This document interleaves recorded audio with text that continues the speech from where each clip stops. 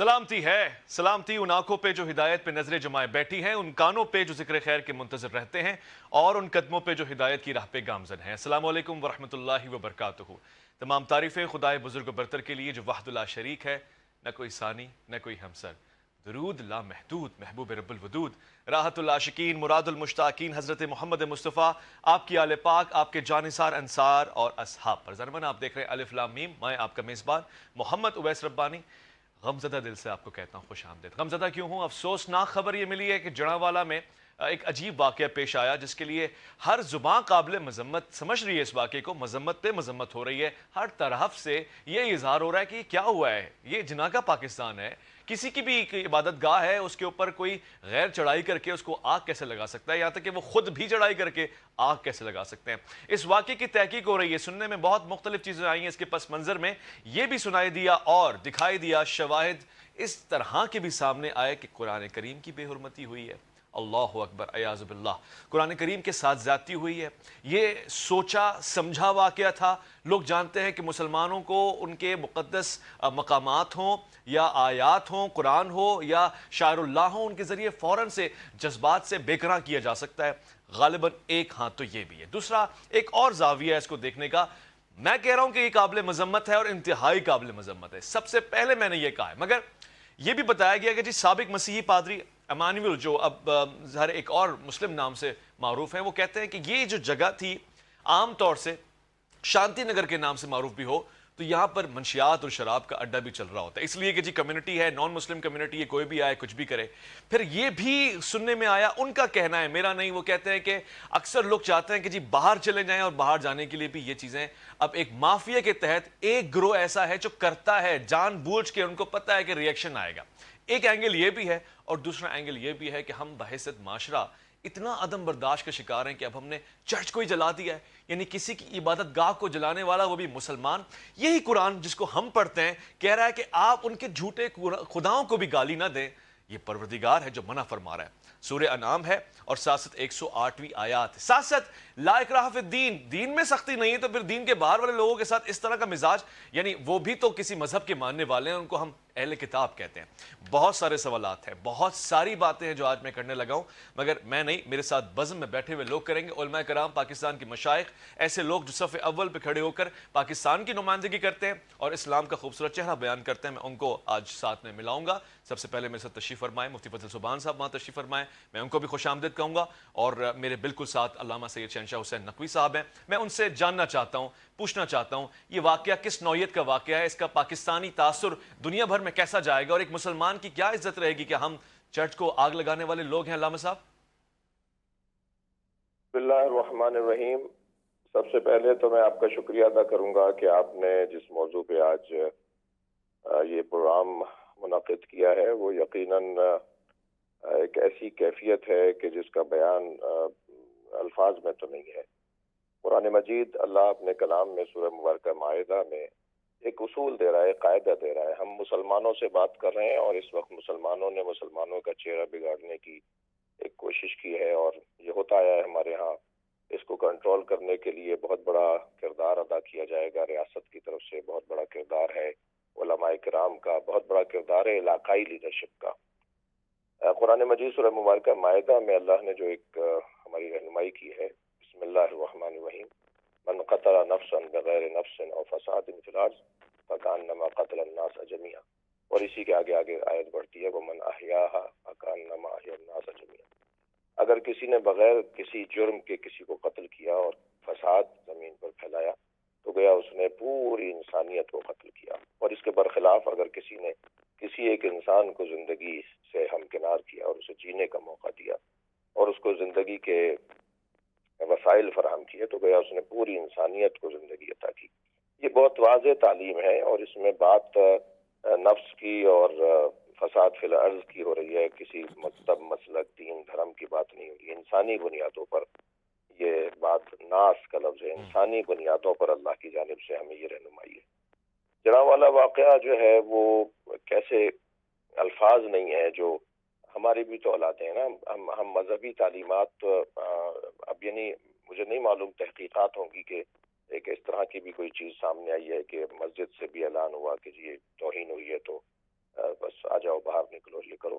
جی تو مذہب کا یہ کام نہیں ہے. مذہب کی تعلیمات ہرگز یہ ہمیں پیغام نہیں دیتی. اہل بیت عصمت طہارت صحابہ کرام کی جو تعلیمات ہیں، جو ان کی قربانیاں ہیں، جو انہوں نے انسانی قدروں کے لیے اپنی جانیں دی ہیں، اپنے اپنے گھر بار دیے ہیں، وہ ہمیں ان کے ماننے جی والے اہل بیت اور صحابہ کرام کے ماننے والے یقیناً ایسے نہیں ہو سکتے.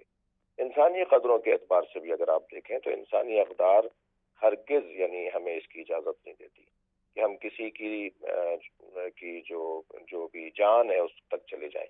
لیکن دو باتوں کا بڑا اسلام نے حساس قرار دیا ہے. ایک سفک دماء، ایک خون کا بہانا، اور ایک جی شرم گاہوں کا اور آبروؤں کا اور لوگوں کی عزتوں کا تحفظ. تو یہ جو عزتوں کا اور آبروؤں کا تحفظ ہے اور اس طرح خون کے بہانے تک کی جو بات ہے، اس پر کوئی کمپرومائز اسلام نہیں کرتا، کوئی رعایت نہیں ہے.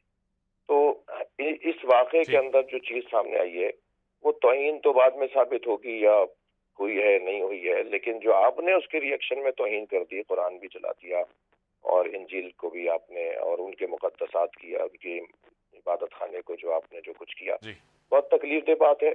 اور یہ نہ صرف یہ کہ اسلامی تعلیمات کے خلاف ہے، انسانی قدروں کے خلاف ہے. عالمی سطح پر پاکستان کا جو جی چہرہ کبھی ہمیں علماء کرام کی محنتوں سے، سنجیدہ طبقے کی محنتوں سے جو ایک مرتبہ بہتر ہونے جا رہا ہوتا ہے، پھر کچھ لوگ آتے ہیں اور آ کر اس طرح کا ماحول بناتے ہیں. میں سمجھتا ہوں اس پورے قصے کے اندر بہت سارے عناصر ہوں گے جس کی طرف آپ کو، ہمیں، اور خاص طور پہ ذمہ داروں کو، جو اسٹیک ہولڈر ہیں، جو وہاں کے رہنے والے ہیں، یا پورے ملک کی سطح پہ جو پالیسی ساز ادارے ہیں، انہیں غور کرنا ہوگا کہ بعض ٹھیک ہے اوقات ہمارے یہاں استعمال بھی کیا جاتا ہے، اور سادگی اور جہالت کی بنیاد پر، میں زیادہ کہہ رہا ہوں کہ صحیح سادگی نہیں ہے بلکہ جہالت کی بنیاد پر جو استعمال کر لیا جاتا ہے ہمارے جی ہاں کے جی کراؤڈ کو، ایک مجمع لگایا جاتا ہے. اچھا، اس میں مسئلہ کسی بھی مذہب کا نہیں ہے. سنیوں کے ہاں بھی یہ کمزوری ہے، شیعوں کے ہاں بھی کمزوری ہے. مجموعی طور پر ہمارے ہاں پاکستان کے اندر ایک مجمع کو جب کوئی غلط سمت پہ لے جانا چاہتا ہے تو بڑے آرام سے لے جاتا ہے، اور کسی اچھی سمت پہ لے جانا چاہتا ہے تو وہ بھی جی بہت آرام سے لے جاتا ہے. شاید اس میں تھوڑی سی مشکل ہوتی ہو، اچھا لیکن غلط سمت پہ لے جانے میں ہمارے یہاں آسانیاں ہیں بہت زیادہ. اور یہی سیاسی دنیا میں بھی ہے. ہمارے ہاں جو سیاسی جماعتیں ہیں ان کے اندر بھی عدم صحیح برداشت ہے، ان کے ہاں بھی عجلت ہے، ان کے ہاں بھی جلدی ٹھیک رائے ہے قائم کر وجہ لینا ہے فرما رہے ہیں، بغیر ایسا دیکھا سوچے بھی گیا ہے. سمجھے. اس کے جو نقصانات ہیں اس کو بغیر دیکھے ہوئے جی ایک ایسا ماحول بنا لیا جاتا ہے.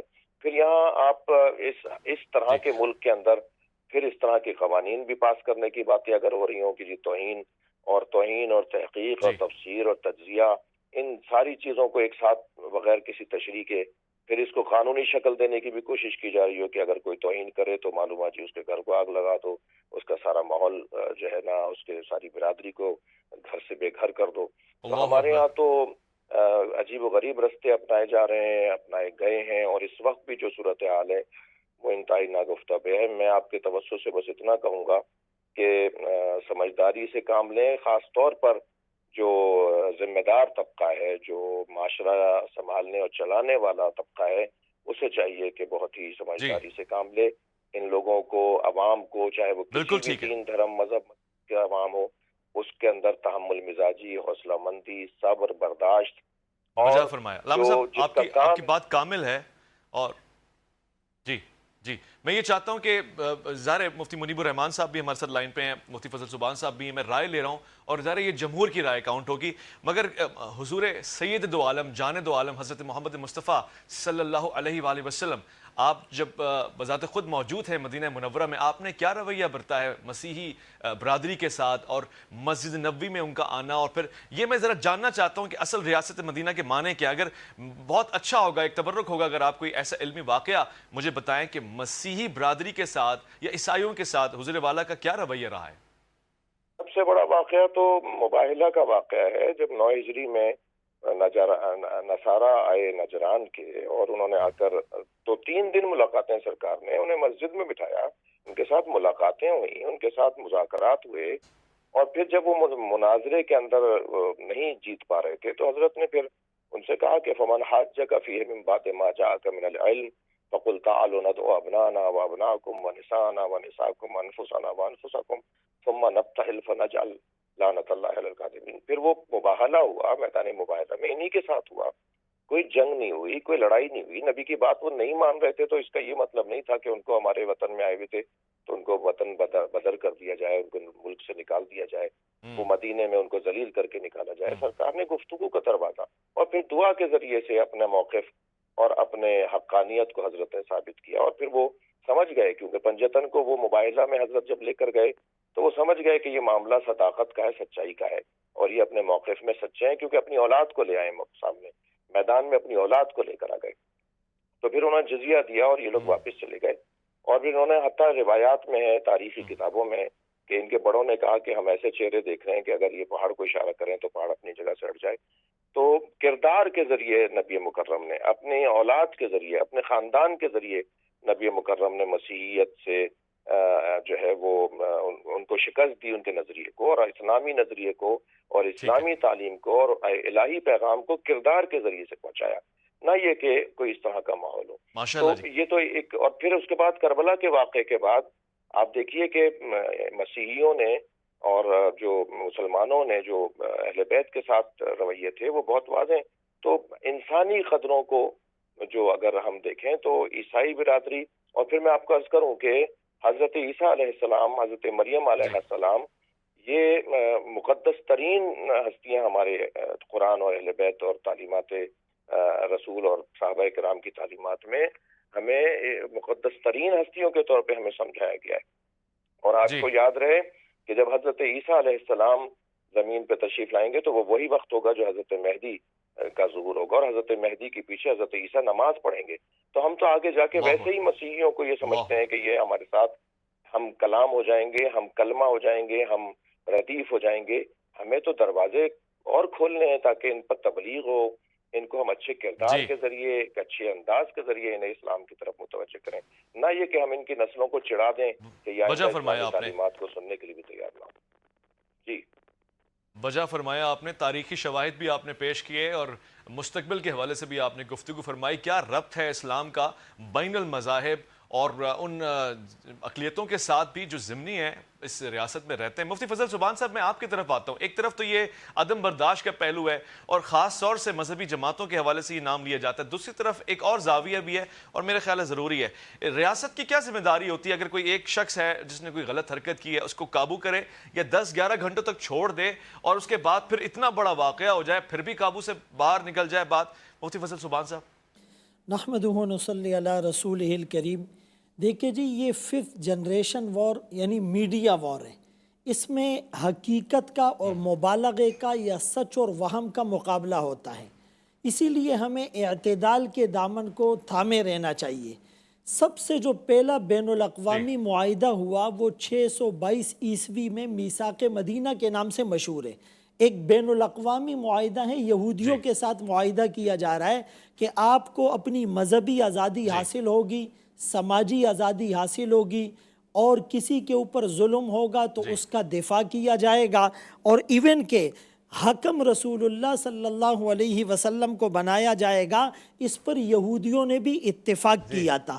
قرآن کریم میں 28ویں پارے میں سورہ ممتحنہ میں کیا ہے کہ اللہ تمہیں اس بات سے نہیں روکتا کہ جو لوگ تم سے لڑتے نہیں، تمہیں تمہارے گھر سے نہیں نکالتے، ان تبروہم وتقسطوا الیہم، ان کے ساتھ اچھا سلوک کرو، ان کے ساتھ انصاف کا معاملہ کرو۔ رسول اللہ صلی اللہ علیہ وسلم نے فرمایا جس نے کسی معاہد کو، ذمی کو، جس کو ہم پناہ دے چکے ہیں، قتل کیا، وہ جنت کی خوشبو نہیں سونگھ سکتا، حالانکہ وہ 40 سال کے ڈسٹینس سے آئے گی۔ دوسرے موقع پر اللہ کے رسول صلی اللہ علیہ وسلم نے فرمایا جس نے معاہد پر، ذمی پر ظلم کیا، اس کے حق میں کمی کی، طاقت سے زیادہ اس پر بوجھ ڈالا، انا حجیجہ، میں اس ذمی کی طرف سے مقدمہ لڑوں گا۔ یہ رسول اللہ صلی اللہ علیہ وسلم کی واضح تعلیمات تھی۔ اسی لیے حضرت ابوبکر صدیق رضی اللہ عنہ نے خط میں لکھا تھا کہ اگر کوئی معاہد اور ذمی جو جزیہ دیتا ہے اس پر آفت سماوی آ گئی، وہ بیمار ہو گیا، وہ غریب ہو گیا، اس سے جزیہ اور ٹیکس نہ لو۔ اسی طرح حضرت عمر رضی اللہ عنہ نے کہا تھا طاقت سے زیادہ اس پر بوجھ نہ ڈالو اور ذمی کے دفاع میں جنگ لڑی جائے۔ حضرت علی رضی اللہ عنہ کا فرمان تھا کہ اس ذمی سے اس کا گدھا یا گائیں یا کپڑے نہ بیچے جائے کہ اس کو جزیہ دینے پر مجبور کر دیا جائے۔ اسلام کی تعلیمات یہ ہیں کہ ان کی عبادت گاہیں محفوظ ہوگی، دماؤہم کا دمائنا، ان کا خون ہمارے خون کی طرح، اموالہم کا اموالنا، ان کا مال ہمارے مال کی طرح محفوظ ہوگا۔ لا اکراہ فی الدین، دین میں کوئی جبر نہیں ہے۔ جہاں تک علماء کو اس بات کا یا دینی طبقے کو مورد الزام ٹھہرایا جاتا ہے تو علماء اس بات پر ایک پیج پر ہیں، فتاوے موجود ہیں کہ کسی بھی معاہد اور ذمی کے ساتھ اس طرح کا رویہ نہ رکھا جائے۔ اب یہ جو قرآن کریم کی توہین ہوئی ہے تو پہلی بات تو تفتیش کی جائے کہ توہین ہوئی تو کس نے کی اور اس کو وائرل کس نے کیا، اور اس تفتیش میں کوئی سیاسی یا کوئی دوسرا مذہبی دباؤ برداشت نہ کیا جائے۔ ٹرانسپیرنسی کے ساتھ آپ جب مجرم تک پہنچیں گے تو اس کو پاکستانی آئین کے مطابق 295 اور 295 BC اور 298 یہ سارے قوانین موجود ہیں، آپ اس کو سزا دے دیں اور قانون کو ہاتھ میں نہ لیا جائے، عدلیہ اس کی سزا دے۔ لیکن مجھے یہ بتائیں اس سے پہلے جن لوگوں نے توہین کی اور جن پر ثابت بھی ہوئی، کیا ان کو سزائیں دی گئی؟ انہیں اس ملک سے باہر نہیں نکالا گیا؟ یہ تو ہم ہمیشہ سنتے ہیں کہ توہین جنہوں نے کی ان پہ سزائیں ثابت بھی ہو گئی، مگر کیا اس کا یہ مقصد ہے کہ ہم اب چرچ جلا دیں، عبادت گاہیں جلا دیں؟ یعنی اس کا ریئیکشن کیا واقعی آپ ایکسپیکٹ کر رہے ہیں کہ مستقبل میں بھی ایسے ہی ہوگا اگر یہ چیزیں ایسے چلیں؟ میں فیوچر میں تھوڑا سا گھبرا رہا ہوں۔ ایک مختصر سے وقفہ لے رہا ہوں، میں لوٹ کے آپ ہی کی طرف آ رہا ہوں۔ الف لام میم میں خواتین و حضرات اذان امن ایک مختصر سے وقفہ ہے، ہم نے لوٹ کر اس حساس موضوع کی طرف آنا ہے۔ آج یہ قرارداد پاس کر لینی ہے کہ یہ واقعہ اب دوبارہ کبھی تاریخ میں نہیں ہوگا اور کبھی مستقبل میں نہیں ہوگا، پاکستان میں کم سے کم ایسی کوئی خبر نہیں آئے گی۔ الف لام میم میں آپ کا انتظار ہے۔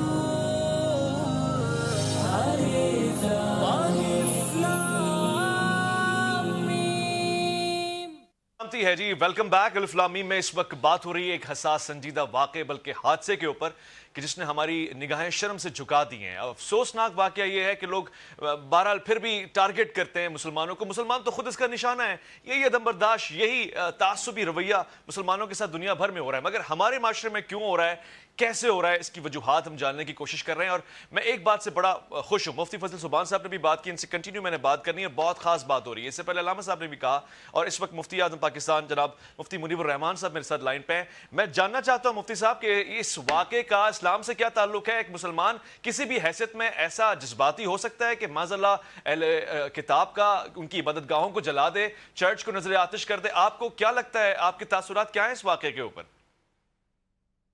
بسم اللہ الرحمن الرحیم۔ سب سے پہلے تو میں یہ کہنا چاہوں گا کہ جڑاں میں جو واقعات رپورٹ ہوئے اس کی ہم شدید ترین الفاظ میں مذمت کرتے ہیں، اور ایسا ہرگز اور کسی بھی صورت میں نہیں ہونا چاہیے۔ اس کے بعد میں یہ کہوں گا کہ مقامی انتظامیہ کا کردار کیا تھا اور ان واقعات کے پھیلاؤ کو روکنے کے لیے بروقت اقدامات کیوں نہیں کیے گئے، اس کا سدباب کیوں نہیں کیا گیا۔ ساتھ میں یہ بھی کہنا چاہوں گا کہ ہمارے ہاں جو مائنورٹی یا اقلیت کی اصطلاح ہے اسے ترک کر دینا چاہیے، کیونکہ سب پاکستانی ہیں، مسلم پاکستانی اور غیر مسلم پاکستانی۔ پاکستان کے آئین و قانون نے غیر مسلموں کو بھی جو پابند آئین و قانون شہری ہیں جان و مال اور آبرو کے تحفظ کی ضمانت دی ہے۔ اور وہ اپنی عبادت گاہوں میں اپنے طریقے کے مطابق عبادت کر سکتے ہیں۔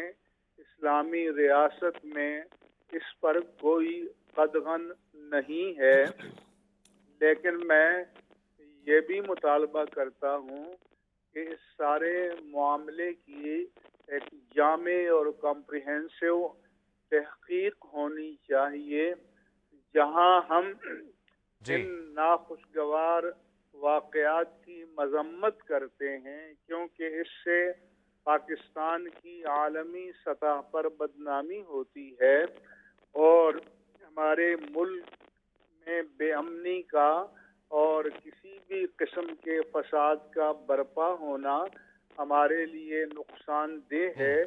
مگر اس کی مذمت کے ساتھ ساتھ جو قرآن کریم اور ناموس رسالت مآب صلی اللہ علیہ وآلہ وسلم کی بے حرمتی کا مسئلہ ہے، اسے پس پشت نہیں ڈالنا چاہیے۔ اس کے بارے میں بھی پوری تحقیق ہونی چاہیے کہ آیا یہ بائی ڈیزائن کوئی کام ہوا، اس کی منصوبہ بندی تھی اور ایسا کیوں کیا گیا؟ کیونکہ اس طرح کے واقعات کو جب قانون کی طاقت سے روکا نہیں جاتا تو لوگ اشتعال میں آتے ہیں اور قانون کو ہاتھ میں لیتے ہیں، اگرچہ ایسا ہرگز نہیں ہونا چاہیے۔ ایک مہذب اور متمدن ملک میں قانون کی عملداری ہونی چاہیے اور ہر ایک کو قانون کے سامنے جواب دہ ہونا چاہیے۔ حکومت کو چاہیے کہ ان حضرات جو غیر مسلم ہیں ان کو بھی پورا تحفظ فراہم کریں، ان کے نقصان کی تلافی کریں، مگر اس طرح کے سانحات و واقعات کے جو محرکات اور اسباب ہیں ان پر بھی پوری توجہ دینی چاہیے، اور اس حوالے سے بھی پاکستانی میں جو قانونی نظام ہے اس پر عمل درآمد ہونا چاہیے، اور چونکہ انتظامیہ بر وقت اقدام نہیں کرتی اور اس کے نتیجے میں انتشار برپا ہوتا ہے، اس لیے اس ساری صورتحال کے لیے ایک جامع منصوبہ بندی ہونی چاہیے تاکہ آئندہ پاکستان میں ایسے واقعات کا سدباب کیا جا سکے۔ مگر جب سویڈن میں یا ڈنمارک میں یا امریکہ میں یا فرانس میں یا کہیں بھی قرآن کریم کی بے حرمتی ہوتی ہے تو ہم احتجاج کرتے ہیں، ہماری پارلیمنٹ قراردادیں پاس کرتی ہے، تو پھر ہمارے ملک میں ان چیزوں کو برداشت کرنا یا ان کا رونما ہونا یہ بھی ایک سوالیہ نشان ہے اور اس کا جواب بھی سامنے آنا چاہیے۔ بجا فرمایا مفتی منیب الرحمان صاحب، آپ کی بات لفظ سے اتفاق کروں گا، اور یہ تمام چیزیں بحیثیت ریاست کی ذمہ داری ہے، بحیثیت شہری ہماری ذمہ داری ہے۔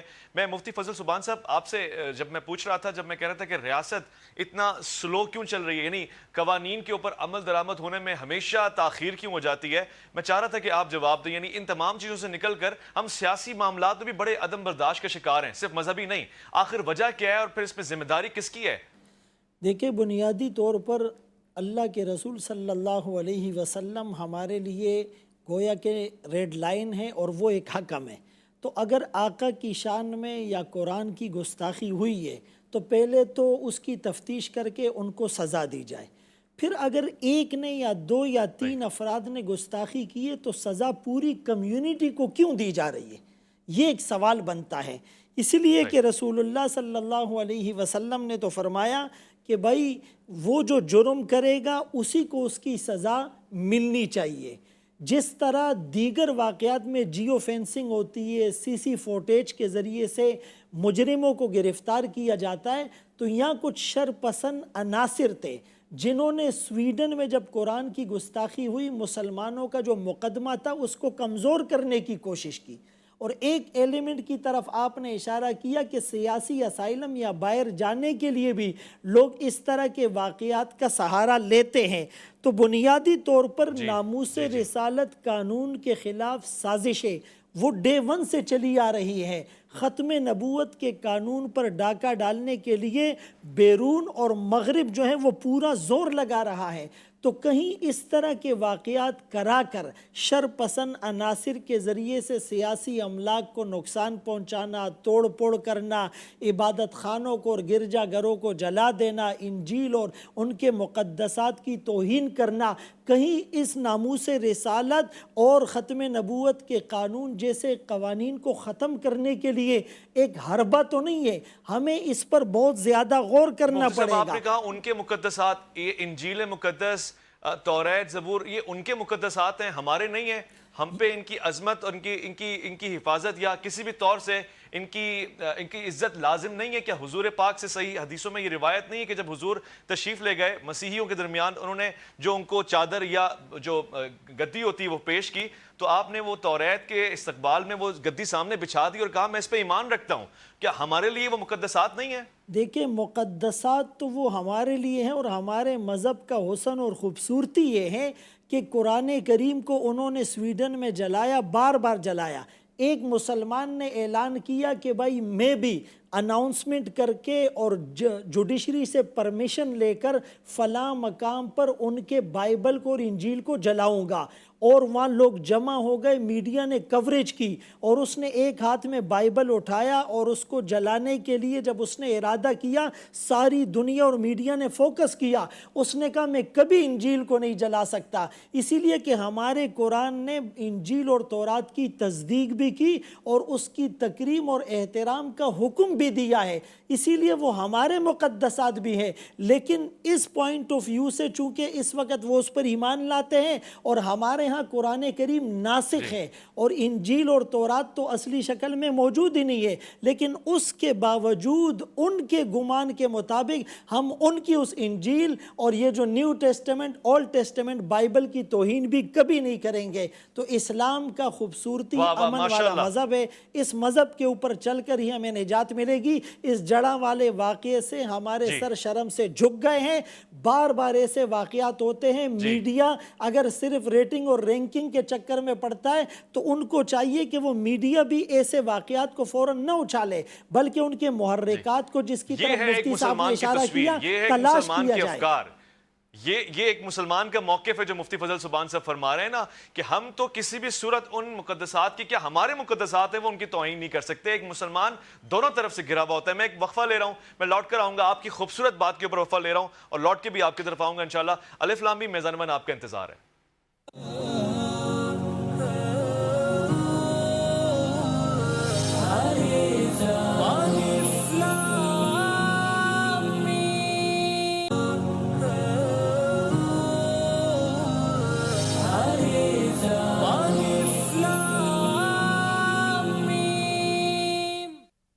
جی خوش آمدید جی۔ الف لام میم پاکستان میں بڑا آسان ہے، ذرا سا آپ کوئی کیس کر دیں، اگر آپ نے بیرونی قوتوں کی طرفداری کے لیے کیا ہے، آپ کو پتہ ہے نا وہ آپ کو لے جائیں گی اٹھا کے، دل سے لگائیں گی، اور وہاں پہ تو آپ کو نیشنلٹی بھی ملے گی، سہولیات بھی ملیں گی، اور آپ ہیرو بھی بن جائیں گے۔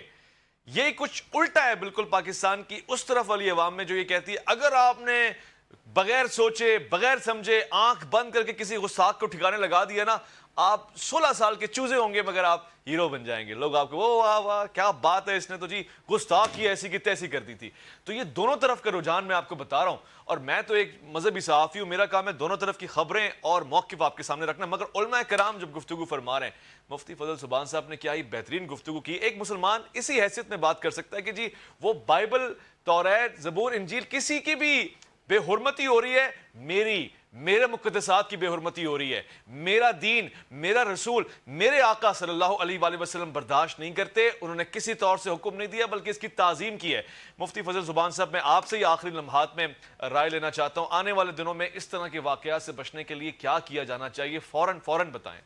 دیکھیں، بنیادی بات یہ ہے کہ میڈیا کو اس میں رول پلے کرنا چاہیے کہ وہ میڈیا ایسی چیزوں کو وائرل نہ کرے کہ جو نام نہاد اسکالر دین کے نام پر بے دینی پھیلا رہے ہیں، نمبر ایک۔ دوسرے نمبر پر علماء کرام اور واعظین کو ممبر و محراب کے ذریعے سے اعتدال کی، اتحاد اور اتفاق کی بات کرنی چاہیے۔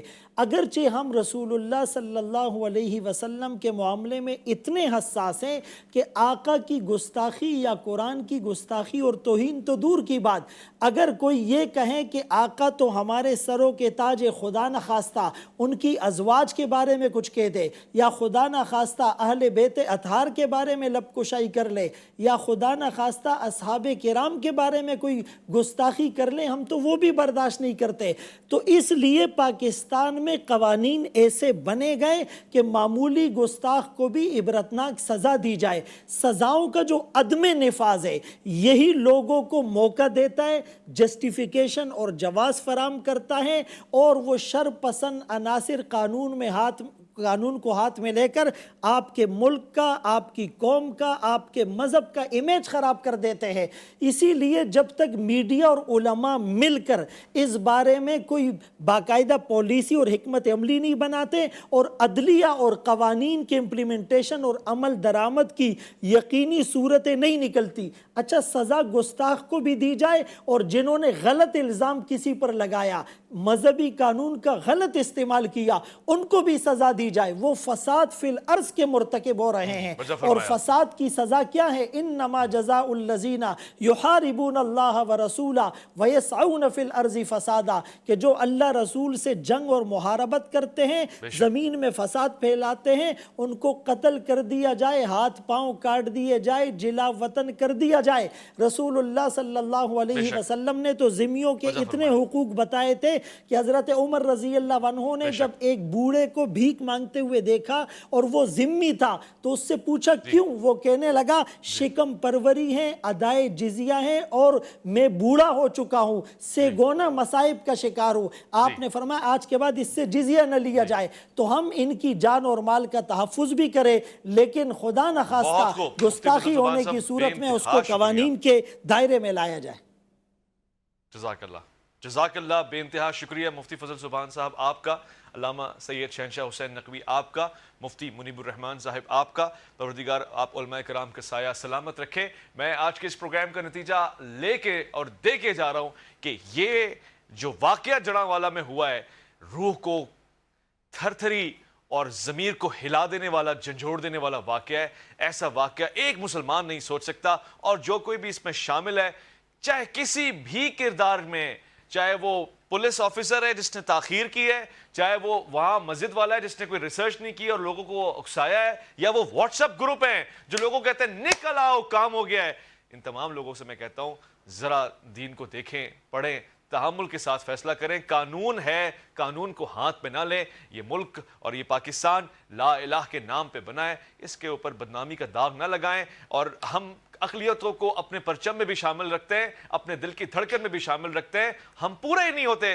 ہم ادھورے رہتے ہیں جب تک یہ مسیحی، یہ غیر مسلم ہمارے ساتھ نہیں مل جاتے۔ پاکستان زندہ باد، لا الہ الا اللہ کا نعرہ ہمیشہ بلند رہے گا۔ حضرت علامہ اقبال نے کہا نا کہ ناحق کے لیے اٹھے تو شمشیر بھی فتنہ، اور شمشیر ہی کیا، نعرہ تکبیر بھی فتنہ۔